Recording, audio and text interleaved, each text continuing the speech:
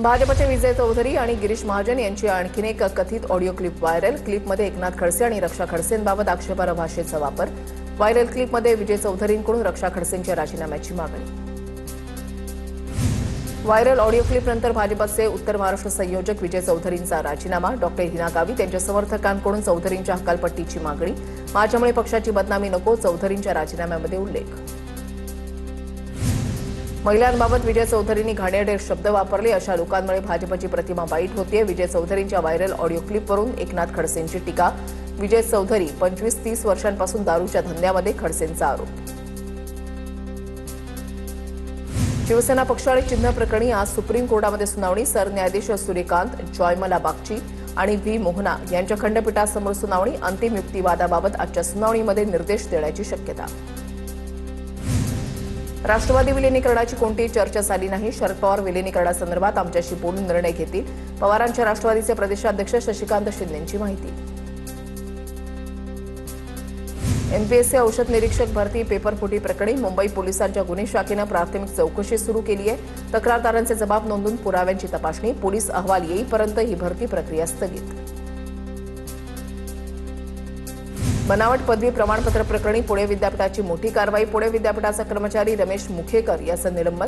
पुणे विद्यापीठाची press note Rohit पवारांकडून share. महाराष्ट्रामध्ये direct डिग्रीच विकत मिळते, रोहित पवारांचा आरोप। उच्च शिक्षण मंत्री आता तरी झोपेतून उठा, रोहित पवारांची टीका।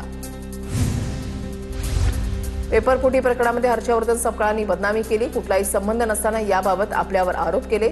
भाजपा आमदार अभिमन्यू पवारांची हर्षवर्धन सपकाळांच्या विरोधात तक्रार दाखल। 2 दिवसांमध्ये कायदेशीर नोटीस देणार। गृहमंत्र्यांच्या आदेशाशिवाय पायलट गनचा वापर होऊ शकत नाही। पंतप्रधान मोदींनी अमित शहांचा राजीनामा घ्यावा। निवृत्त न्यायमूर्तींच्या द्वारे लाठीचार्जचा तपास व्हावा, राहुल गांधींची मागणी। गृहमंत्री अमित शहांनी राजीनामा द्यायला हवा। अमित शहांच्या राजीनाम्याची मागणी हे कर्तव्य। विद्यार्थ्यांवर पायलट गननं झालेल्या गोळीबारावरून संजय राऊतांची टीका। तर पुणेकरांनी अमित शहांच्या दौऱ्याचा विरोध करावा, राऊतांचं आवाहन। राहुल गांधींनी वापरलेला शब्द असंसदीय। विधेयकावर राहुल गांधी राजकारण करत आहेत, मंत्री जितेंद्र सिंह यांचा आरोप। राहुल गांधी देशाच्या युवकांसाठी काही सकारात्मक बोललेत का? खोटे आरोप केल्यानं युवकांना काही मिळणार नाही, मुख्यमंत्री फडणवीसांचा राहुल गांधींवर हल्लाबोल। पायलट गनच्या वापराचे आदेश शहांनी दिले असल्यास कारवाई व्हावी, अभिजित दिपकेंची मागणी। सरकार सुधारलं नाही तर विद्यार्थी हे सरकारलाही बदलू शकतात, अभिजित दिपकेंचा इशारा। शिवरायांना पहाड का चुहा म्हणणारा औरंगजेब आणि विद्यार्थ्यांना झुरळ म्हणणाऱ्या सरकारमध्ये काय फरक? उद्धव ठाकरेंचा सवाल। उद्या ही झुरळ तुमचा कोथळा बाहेर काढतील, उद्धव ठाकरेंची टीका। दिल्लीतील 20 जुलैच्या आंदोलनामध्ये गोळीबार झाला नाही, सोशल मीडियावरील दावा दिल्ली पोलिसांनी फेटाळला। व्हायरल व्हिडिओमधील जखमी व्यक्तीच्या एमएलसी अहवालामध्ये गोळी लागल्याचा पुरावा नाही। नीट परीक्षेच्या नावानं देशामध्ये अराजकता माजवण्याचा प्रयत्न करणाऱ्या प्रवृत्तींच्या विरोधात रत्नागिरीमध्ये राष्ट्ररक्षण मूक पदयात्रा। मारुती मंदिर ते बाबासाहेब आंबेडकर पुतळ्यापर्यंत मोर्चा निघणार। मोर्चामध्ये युवक मोठ्या संख्येनं सहभागी होणार। महापालिकेमध्ये अवघ्या 6 महिन्यातच नव्या गाड्या खरेदीचा प्रस्ताव। पदाधिकाऱ्यांकडून महागड्या गाड्या घेण्याची मागणी। तर पालिकेमध्ये सर्वसामान्यांच्या पैशांची उधळपट्टी सुरू आहे, विरोधकांचा हल्लाबोल। महापौर ऋतू तावडेंच्या खासगी सहाय्यकाला दरमहा 50,000 मानधन देण्याकरता स्थायी समितीसमोर प्रस्ताव। महापौरांच्या प्रसिद्धीसाठी 3 महिन्यांचे 10 लाख रुपये। विरोधी पक्षनेत्या किशोरी पेडणेकरांचा मोठा आरोप। ठाण्यामध्ये विरोधी पक्षनेता, सभागृह नेता, उपमहापौर यांना नवीन गाड्या। पालिकेच्या तिजोरीमध्ये खडखडाट असताना नवीन गाड्यांची खरेदी। एका गाडीची किंमत 16 लाख रुपये असल्याची वरिष्ठ अधिकाऱ्यांची माहिती। उल्हासनगर महापालिकेच्या नगरसेवकांच्या गुवाहाटी दौऱ्यावरून वाद। नगरसेवकांचा गुवाहाटी अभ्यास दौरा वादाच्या भोवऱ्यात। नगरसेवकांसोबत पत्नी, आई, मुलांचाही प्रवास झाल्याचा आरोप। नगरसेवकांच्या दौऱ्यामध्ये 65 लाखांचा खर्च झाला।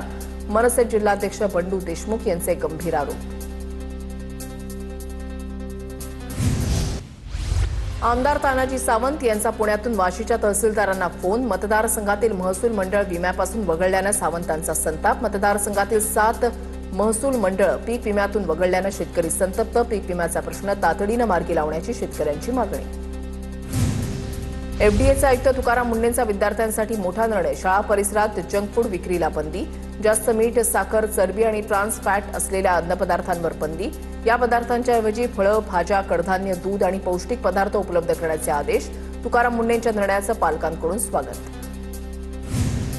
एफडीए आयुक्त तुकाराम मुंढेंच्या विरोधामध्ये कर्मचारी अधिकाऱ्यांच्या तक्रारी. छत्रपती संभाजीनगरच्या एफडीए प्रयोगशाळेमध्ये सर्व काही आलबेल नसल्याचं समोर. तुकाराम मुंढेंच्या कार्यपद्धतीवर 29 अधिकारी कर्मचाऱ्यांचा आक्षेप. आयुक्त तुकाराम मुंढेंची मंत्री नरहरी झिरवाळ यांच्याकडे तक्रारी. तक्रारपत्रामध्ये अधिकारी आणि कर्मचाऱ्यांच्या सह्या. पुण्यातील 11 हॉटेल्स, रेस्टॉरंट्स आणि बेकरी व्यावसायिकांवर एफडीएची कारवाई. ग्राहकांच्या आरोग्याला धोका निर्माण करणाऱ्या बाबी आढळून आल्यामुळे परवाने निलंबित. एफडीएनं 23 ते 28 जुलै या कालावधीमध्ये पुणे विभागात विशेष तपासणी मोहीम राबवली. पुण्याच्या भोरमधील सारोळा गावामध्ये प्रसिद्ध हॉटेलची एफडीएकडून झाडाझडती. एफडीएचं पथक आल्याचं कळताच छोट्या मोठ्या व्यावसायिकांची धावपळ. कारवाईच्या भीतीनं अनेकांकडून दुकानं बंद. मीरा भाईंदरमधील वरसावेतील आदिवासी जमीन प्रकरणातील दोषी तहसीलदारावर अद्याप कारवाई नाही. सातबाऱ्यावरून नाव कमी केल्याप्रकरणी तहसीलदार दोषी असल्याचं बावनकुळेंनी मान्य केलं होतं. मात्र आदेश देऊनही कारवाई न झाल्यानं मनसेचा आंदोलनाचा इशारा. कोल्हापूरच्या शिरगावच्या माजी सरपंच सुरेखा न्यारे हत्या प्रकरण. आर्थिक कारणावरून सुरेखा न्यारे यांची हत्या. कुटुंबियांचा आरोप. मदत म्हणून दिलेले दागिने आणि पैसे परत मागितल्यानं हत्या. प्रकाश पाटीलनं हत्या केल्याचा सुरेखा यांच्या नातेवाईकांचा दावा. आरोपीसह त्याची पत्नी, मुलगा, भाच्यावर गुन्हा दाखल करा अशी मागणी. विदर्भातील 6 जिल्ह्यांना आज पावसाचा ऑरेंज अलर्ट. नागपूर, वर्धा, चंद्रपूर, गडचिरोली, गोंदियासह अमरावतीला ऑरेंज अलर्ट, तर मुंबईसह महाराष्ट्रातील इतर जिल्ह्यांना येलो अलर्ट जारी. नागपूरसह परिसरामध्ये रिमझिम पावसाला सुरुवात. हवामान विभागानं आज विदर्भाच्या काही भागात मुसळधार पावसाचा अंदाज वर्तवलाय. हवामान विभागानं पावसाचा अलर्ट दिल्यानं प्रशासन अलर्ट मोडवर. नागपुरातील सोमलवार शाळा आजपासून पुन्हा सुरू. पाऊस आला नाही तर शाळा सुरू असा पालकांना मेसेज पाठवण्यात आला होता.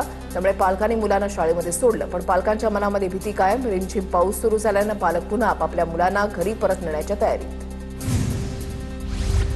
मुंबईला पाणीपुरवठा करणाऱ्या धरणांमध्ये 88.49% पाणीसाठा. विहार, तुळशी, तानसा आणि मोडकसागर धरणं ओव्हरफ्लो. 7ही तलावांमध्ये सध्या एकूण 12,80,786 दशलक्ष लिटर उपयुक्त पाणीसाठा. पुणे शहराला पाणीपुरवठा करणाऱ्या धरण साखळीमध्ये गतवर्षीच्या तुलनेमध्ये यंदा पाणीसाठा वाढला. गतवर्षीपेक्षा 1.21 टीएमसी जास्त पाणीसाठा जमा. जायकवाडी धरणातील पाणीसाठ्यामध्ये मोठ्या प्रमाणात वाढ. धरणातील उपयुक्त पाणीसाठा 67.99% पोहोचला. धरणामध्ये सध्या 52.12 टीएमसी जिवंत पाणीसाठा उपलब्ध असून पाणलोट क्षेत्रामध्ये सुरू असलेल्या पावसामुळे सरासरी 27,582 क्युसेक पाण्याची आवक सुरू. नाशिक जिल्ह्यामध्ये पुढील 4 दिवस पावसाचा जोर. 1 ऑगस्टपर्यंत सलग 4 दिवस मध्यम ते मुसळधार पावसाची शक्यता. नाशिक जिल्ह्यासह घाटमाथ्यासाठी पावसाचा येलो अलर्ट जारी. नांदेड शहरासह जिल्ह्यातील काही भागामध्ये मुसळधार पाऊस. अर्ध्या तासापेक्षा जास्त पाऊस पडल्यानं पिकांना जीवनदान. जिल्ह्यातील जलसाठे भरण्यासाठी आणखी मोठ्या पावसाची गरज. वाशिम जिल्ह्यामध्ये सकाळपासून काही ठिकाणी रिमझिम पाऊस तर काही भागामध्ये मध्यम स्वरूपाचा पाऊस सुरू. पावसानं पुन्हा हजेरी लावल्यानं खरीप पिकांसाठी फायदेशीर असणार. धरणं, लघु प्रकल्प आणि भूजल पातळीमध्ये वाढ. लातूरमध्ये पहिल्याच पावसामध्ये रस्त्यावर पाणी. बरकतनगर ते सिद्धेश्वर मंदिराच्या भागामध्ये रस्त्यावर पाणी. पावसाळ्यापूर्वी तुंबलेल्या गटारांची स्वच्छता न केल्यानं पाणी साचलं. कोल्हापूर जिल्ह्यातील राधानगरी धरण पूर्ण क्षमतेनं भरलं. कोणत्याही क्षणी राधानगरी धरणाचे स्वयंचलित दरवाजे उघडण्याची शक्यता. दरवाजे उघडताच भोगावती आणि पंचगंगा नदीची पाणी पातळी वाढणार. नदीकाठच्या गावांना सतर्कतेचा इशारा. भंडाऱ्यामध्ये गेल्या 2 दिवसांपासून मुसळधार पाऊस. गोसेखुर्द धरणाच्या पाणलोट क्षेत्रामध्ये होत असलेल्या पावसामुळे धरणाच्या पाणी पातळीमध्ये वाढ. धरणातून 1,35,691 क्युसेक वेगानं विसर्ग सुरू. धरणाचे 33 दरवाजे अर्धा मीटरने उघडले. गोंदिया जिल्ह्यामध्ये मुसळधार पाऊस. वैनगंगा नदीवरील धापेवाडा बॅरेजचे 17 दरवाजे उघडले. 17 दरवाजांमधून 1,27,256 क्युसेकनं पाण्याचा विसर्ग. वैनगंगा नदीच्या पाणीपात्रामध्ये वाढ. नदीकाठच्या गावातील नागरिकांना सतर्कतेचा इशारा. गोंदिया जिल्ह्यामध्ये मुसळधार पाऊस. पुजारी टोला धरणातून पाण्याचा विसर्ग वाढवला. 6 दरवाजांमधून 10,832 क्युसेकनं पाण्याचा विसर्ग. नदीकाठावरील गावातील नागरिकांना सतर्क राहण्याचा इशारा. अकोला शहरासह जिल्ह्यामध्ये सकाळपासून पावसाची संततधार. जिल्ह्यामध्ये 31 तारखेपर्यंत अतिवृष्टीचा इशारा. नाशिकच्या काही भागामध्ये जोरदार पाऊस सुरू. पावसामुळे नदी ओढ्यांना पूर. नांदूर मध्यमेश्वर धरणाच्या पाणी पातळीमध्ये मोठी वाढ. 8 दिवसांपासून धरणातून गोदावरी नदीपात्रामध्ये 4 वक्राकार दरवाजांमधून 15,655 क्युसेक वेगानं पाण्याचा विसर्ग सुरू. डहाणूच्या प्रसिद्ध महालक्ष्मी गडावर मुसळधार पावसामुळे मोठी दरड कोसळली. गडावर पायी जाणाऱ्या मार्गाचा काही भाग खचल्यानं हा मार्ग पूर्णपणे बंद. सुदैवानं दुर्घटनेमध्ये कोणतीही जीवितहानी नाही. स्थानिकांच्या मदतीनं दरड हटवून मार्ग पूर्ववत करण्याचं काम सुरू. नाशिकमध्ये खड्ड्यांमुळे आणखीन एका व्यक्तीचा उपचारादरम्यान मृत्यू. अंबड एमआयडीसी मधील एक्सलो पॉइंट परिसरामधली घटना. निलेश कोतकर नावाच्या व्यक्तीचा मृत्यू. गेल्या काही दिवसात खड्ड्यांमुळे झालेला हा 5वा मृत्यू. नाफेडकडून पुन्हा कांदा खरेदी दरामध्ये वाढ. ग्रेड ए कांद्याला प्रति क्विंटल 2335 हमी दर जाहीर. अवघ्या 20 दिवसामध्ये 985 प्रति क्विंटल दरवाढ झाल्यानं कांदा उत्पादकांना मोठा दिलासा. कोल्हापुरातील एका हॉटेलमध्ये सार्वजनिक स्वच्छतागृहातील पाण्याचा वापर. कुरुंदवाड शहरातील माळभाग परिसरामधल्या हॉटेलमधला किळसवाडा प्रकार. स्वच्छतागृहातील नळाचं पाणी पाईपनं हॉटेलमध्ये आणल्याचा प्रकार. नगरपालिकेच्या आरोग्य विभागानं हॉटेलमध्ये पाहणी करत हॉटेल मालकाला बजावली नोटीस. नंदुरबार शहरामध्ये माकडांचा धुमाकूळ. माकडांचा नागरिकांवर हल्ला. शहरामध्ये भीतीचं वातावरण. माकडांच्या हल्ल्यामध्ये काही विद्यार्थी जखमी. माकडांच्या भीतीनं शहरातील शाळांना सुट्टी जाहीर. माकडांकडून दुकानांसह हॉटेलमध्ये नुकसान केल्याचा प्रकार. वन विभागाकडे कर्मचाऱ्यांची पुरेशी संख्या नसल्यानं माकडांना पकडण्यात अपयश. बुलडाण्याच्या खामगावमध्ये इंडियन ऑइलच्या टँकरमधून गॅस चोरीचं मोठं प्रकरण उघडकीस. एलपीजी कॅप्सूल टँकरसह 87 लाखांचा मुद्देमाल जप्त. चालक ताब्यात, मात्र इतर आरोपी फरार. मुंबईच्या अन्न नागरी विभागाचे दक्षता पथकाची कारवाई.